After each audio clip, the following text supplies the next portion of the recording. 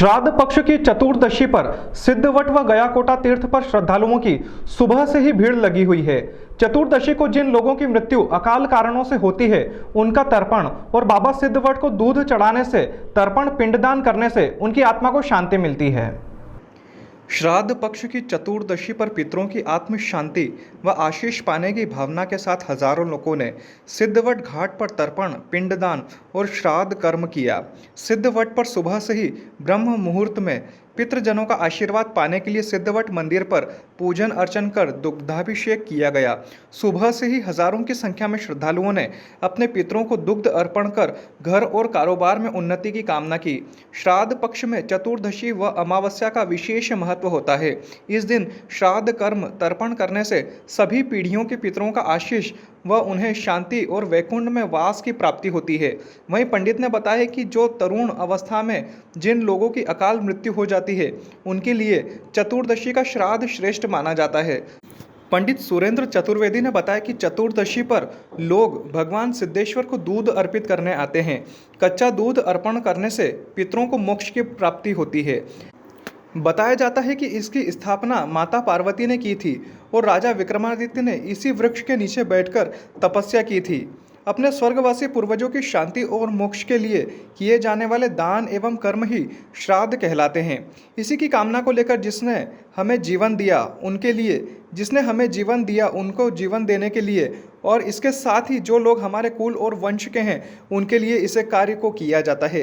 पूर्वजों की मोक्ष की प्राप्ति के लिए हजारों की संख्या में लोग पिंडदान और तर्पण करने के लिए चितवन घाट पर पहुंचे और यहां पर तर्पण कर भगवान सिद्धेश्वर पर जल अर्पित करते हुए पितरों के मोक्ष की कामना की। इस प्रकार 3 पीढ़ियों तक के लिए किए जाने वाले पिंडदान और तर्पण श्राद्ध कर्म कहलाते हैं।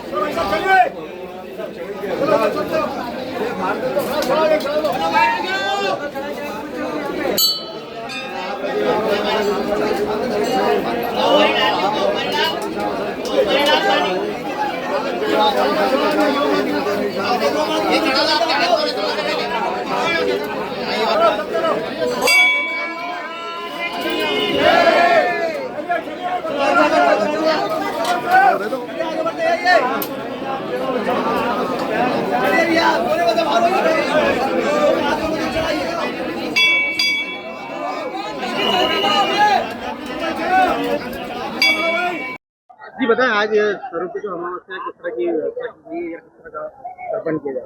आज जो है सिद्धवट पर हमें महालय श्राद्ध का समय चल रहा है और चतुर्दशी और सर्वपितृ अमावस्या, ये 2 विशेष दिन श्राद्ध पक्ष के।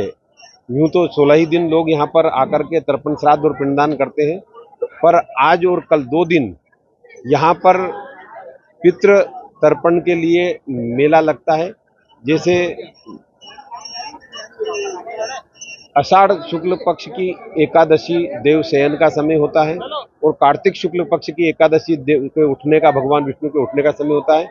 उनके शयन से उठने के बीच में सभी देवताओं के अलग अलग पूजा विधान का हमारे सनातन धर्म संस्कृति में उल्लेख करने, जो भैरव उपासना से शुरू होकर के भगवान शिव की उपासना, श्रावण में गणपति जी का पूजन, पश्चात गणपति जी के बाद में श्राद्ध पक्ष आता है जहां पर हम सारे पूर्वजों को याद करते हैं, और इसके पश्चात नवरात्रि में माता जी और महालक्ष्मी पूजन के बाद भगवान विष्णु के उठने के साथ में यह सारे पूजा विधान समाप्त होते हैं। तो इसमें जब ये महालय श्राद्ध का जो दौर आता है, यह दौर में सर्वपितृ अमावस्या, जो कि सबसे बड़ा दिन पितृओं का माना गया है।